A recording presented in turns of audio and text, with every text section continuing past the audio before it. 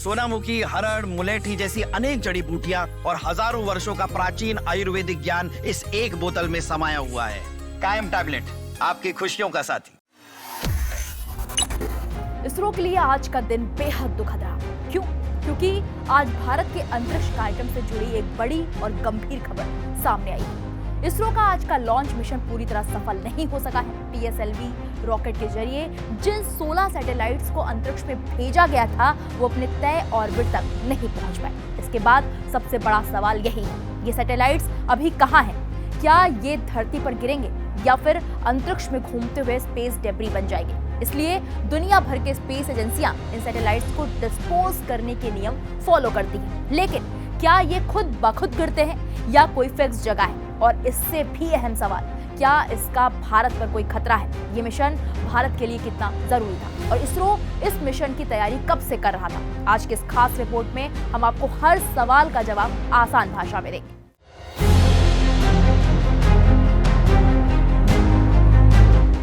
आज इसरो ने अपने भरोसेमंद PSLV रॉकेट के जरिए एक साथ 16 सैटेलाइट लॉन्च किए थे। मकसद था नई तकनीक का परीक्षण, छोटे सैटेलाइट मिशन को मजबूती देना और भारत की कॉमर्शियल स्पेस क्षमता को और आगे बढ़ाना। लेकिन लॉन्च के कुछ समय बाद ही रॉकेट की ट्रेजेक्टरी में गड़बड़ी सामने आई। सैटेलाइट्स अपने तय ऑर्बिट में स्थिर नहीं हो पाया, यानी सैटेलाइट्स पूरी तरह कंट्रोल में नहीं है और यही वजह है कि उन्हें लेकर अनिश्चितता बनी हुई है। इसरो की टीमें लगातार ट्रैकिंग कर रही हैं, लेकिन फिलहाल ये साफ है कि मिशन अपने लक्ष्य में सफल नहीं हो पाया। अब सबसे बड़ा सवाल, ये सैटेलाइट्स अभी कहाँ हैं? अगर कोई सैटेलाइट्स लो अर्थ ऑर्बिट यानी कि LEO यानी धरती से 200 से 2000 किलोमीटर की ऊंचाई पर है, तो उस पर वातावरण की हल्की हवा का असर पड़ता है। इसे कहते हैं एटमॉस्फेरिक ड्रैग। 400 से 600 किलोमीटर ऊंचाई पर मौजूद सैटेलाइट 5 से 10 साल में खुद ब खुद नीचे आ जाते हैं। 700 से 1000 किलोमीटर पर उन्हें गिरने में 100 से 2 साल भी लग सकते हैं। अगर आज के मिशन की सैटेलाइट्स निचली कक्षा में अटकी हुई है, तो ये धीरे धीरे वायुमंडल में घुसेंगी और ज्यादातर जलकर खत्म हो जाएंगी। छोटे सैटेलाइट्स जैसे क्यूबसैट्स आमतौर पर पूरी तरह जल जाते हैं और धरती तक नहीं पहुंचते हैं। अब सवाल ये है कि क्या भारत पर कोई खतरा है?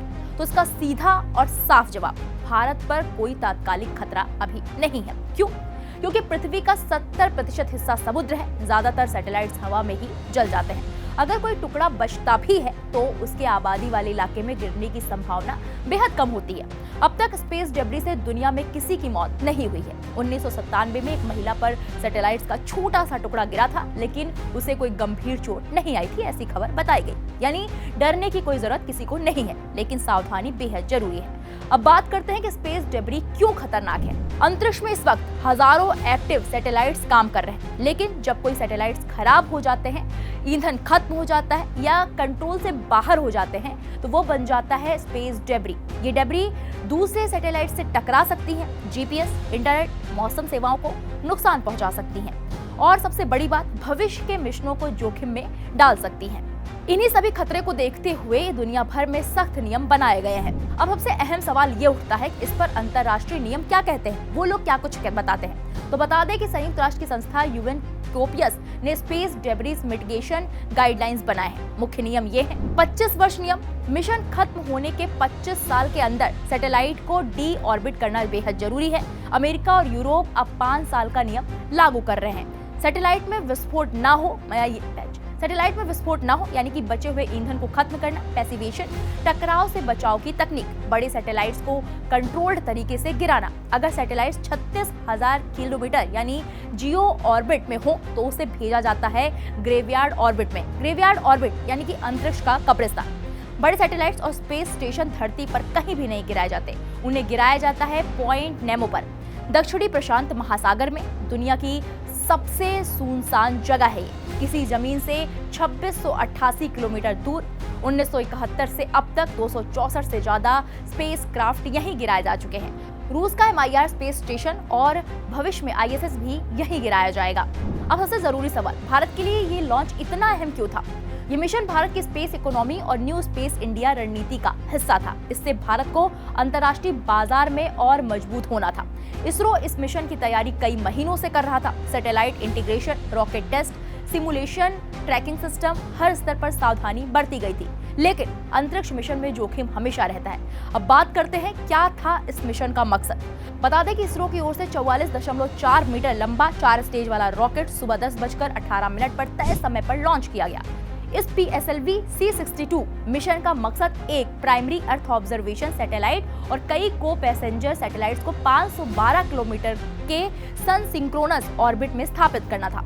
सामने आई जानकारी के मुताबिक मिशन के पहले 2 स्टेज ने बिल्कुल सही काम किया। हालांकि तीसरे स्टेज के आखिर में अंतरिक्ष यान में गड़बड़ी की बात सामने आई। इसरो ने एक्स पर पोस्ट करके इसकी जानकारी भी दी, जो आप स्क्रीन पर अपने देख रहे हैं। कुछ लोगों के मन में ये सवाल उठना जायज है अब कि आखिर ये गड़बड़ी हुई कहाँ, क्योंकि जब 2 स्टेज तक सब कुछ सफल हो गया तो तीसरे स्टेज में गड़बड़ी कहाँ हुई।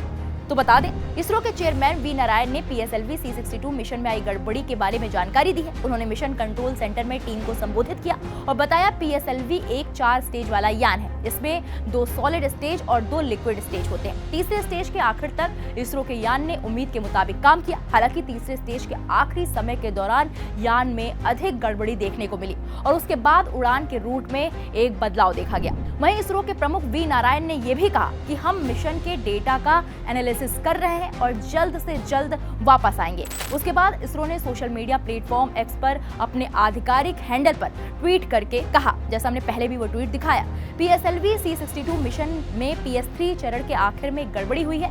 इसकी डिटेल जांच शुरू कर दी गई है। बता दें कि दूसरी बार लगातार तीसरे स्टेज में समस्या आई है। इससे पहले PSLV C61 मई 2025 में भी तीसरे स्टेज में चैम्बर प्रेशर गिरने से EOS 09 सैटेलाइट खो गया था। उस मिशन के बाद इसरो ने PSLV फ्लीट को ग्राउंड किया था, रिव्यू किया और सुधार किए, लेकिन फिर भी समस्या बनी रही। इसरो अब फेलियर एनालिसिस कमेटी बनाकर जांच कर रही है। ये मिशन इसरो, देश, DRDO, NSIL यानी कि न्यू स्पेस इंडिया लिमिटेड और सैन्य बलों के लिए बड़ा झटका माना जा रहा है। PSLV लॉन्च की लागत करीब 250 से 300 करोड़ रुपए होती है। मुख्य सैटेलाइट अन्वेषा यानी कि EOS N1 DRDO का हाइपर स्पेक्ट्रल इमेजिंग सैटेलाइट था, जिसकी लागत 200 से 400 करोड़ रुपए से ज्यादा हो सकती है। 15 सहयात्री सैटेलाइट्स भारतीय स्टार्टअप्स, नेपाल, स्पेन आदि की कुल लागत 100 से 200 करोड़ रुपए होती है। कुल नुकसान 500 से 800 करोड़ रुपए से ज्यादा, यानी कि सैटेलाइट्स प्लस लॉन्च विकास खर्च, यानी कि भारत को इतना नुकसान होगा। बता दें कि PSLV को इसरो का वर्क हॉर्स कहा जाता है। 94 से 95% सफलता रेट के साथ 60+ सफल लॉन्च किए गए हैं। लगातार 2 फेलियर C61 और C62 से विश्वास डगमगा सकता है। कॉमर्शियल लॉन्च यानी कि NSIL के लिए विदेशी ग्राहक सोचेंगे। DRDO का अन्वेषक सैटेलाइट रक्षा के लिए महत्वपूर्ण था। सीमा निगरानी, छिपे लक्ष्यों की पहचान, इसका नुकसान सैन्य खुफिया क्षमता पर असर डालेगा। स्टार्टअप जैसे कि ऑर्बिट 8 का IUSLAT और यूनिवर्सिटीज के सैटेलाइट्स खोने से प्राइवेट स्पेस सेक्टर का भरोसा टूट सकता है। देश और सैन्य बलों पर असर क्या पड़ सकता है, अगर इसकी बात करें, अन्वेषा से पाकिस्तान, चीन की गतिविधियों पर दिव्य दृष्टि मिलनी थी। अब ये देरी होगी। स्पेस डेब्री बढ़ने का खतरा, क्योंकि सैटेलाइट्स अनियंत्रित हो सकते हैं। 2026 के अन्य मिशन जैसे गगनयान, चंद्रयान पर असर पड़ सकता है। इसरो ने कहा है कि डेटा का विस्तृत विश्लेषण होगा और जल्द रिपोर्ट आएगी। PSLV की विश्वसनीयता अभी भी बहुत ज्यादा है, लेकिन लगातार फेलियर से सुधार जरूरी है। एक्सपर्ट्स कहते हैं कि तीसरे स्टेज के सॉलिड मोटर में और टेस्टिंग बढ़ानी होगी। याद दिला दें कि मई 2025 में PSLV C61 यानी कि EOS 09 मिशन लॉन्च के दौरान तीसरे स्टेज PS3 में समस्या आई थी। इसरो की शुरुआती बयान में कहा गया कि तीसरे स्टेज में ऑब्जर्वेशन हुआ, चैम्बर प्रेशर में गिरावट आई, जिससे थ्रस्ट कम हुआ और सैटेलाइट सही ऑर्बिट में नहीं पहुंच पाया। इसरो चेयरमैन वी नारायण ने अगस्त 2025 में बताया था कि फेलियर एनालिसिस कमेटी यानी कि FAC ने जांच पूरी कर ली है। समस्या छोटी है, रिपोर्ट प्रधानमंत्री कार्यालय को सौंपी जा रही है। उन्होंने कहा कि विस्तृत डिटेल्स रिपोर्ट PM को देने के बाद ही बताई जा सकती है। हालांकि जनवरी 2026 तक PSLV C62 लॉन्च के समय ये रिपोर्ट सार्वजनिक रूप से जारी नहीं हुई है। कई मीडिया रिपोर्ट्स और एक्सपर्ट्स बताते हैं कि कारण तीसरे स्टेज के सॉलिड मोटर में चैम्बर प्रेशर ड्रॉप, संभावित मैन्युफैक्चरिंग एयर या नोजल केसिंग की कमजोरी हो सकती है। इसरो ने इसे कमजोरी बताया, लेकिन फुल रिपोर्ट नहीं दी। इसरो की परंपरा है कि फेलियर रिपोर्ट्स को पहले PMO के पास सौंपे, फिर जरूरत पड़ने पर सार्वजनिक किया जाए उसे। PSLV C61 के बाद सुधार किए गए, लेकिन C62 में भी तीसरे स्टेज की समस्या दोहराई गई, जिससे पारदर्शिता पर अब सवाल उठ रहे हैं। लेकिन इसरो ने पहले भी असफलताओं से सीख लेकर खुद को और मजबूत किया है। तो कुल मिलाकर आज का मिशन तो कुल मिलाकर आज का मिशन इसरो के लिए एक झटका जरूर है, लेकिन खतरे की कोई बात नहीं है। सैटेलाइट्स या तो खुद ब खुद जल जाएंगी या सुरक्षित तरीके से डी ऑर्बिट होंगी। इसरो की खासियत यही रही है, सीखना, सुधार करना और फिर और ज्यादा ताकत के साथ लौटना। जब ये मिशन लॉन्च होने वाला था तो पूरे देश में खुशी की लहर थी, और जैसे ही ये मिशन फेल होने की कगार, यानी कि ये असफल होने की इसकी खबर सामने आई, पूरे देश में एक मातम की लहर फैल गई। लेकिन ये झटका जरूर है, जैसा कि मैंने आपको पहले भी बताया। लेकिन अब इसरो इस पे अभी अपनी नजर बनाए रखे है। हमारी भी इस खबर पर पूरी नजर है, आगे क्या अपडेट आएगा हम आपको बताएंगे। फिलहाल इस पूरे मामले पर आपकी क्या राय है, हमें कमेंट बॉक्स में जाइए और जरूर बताइए।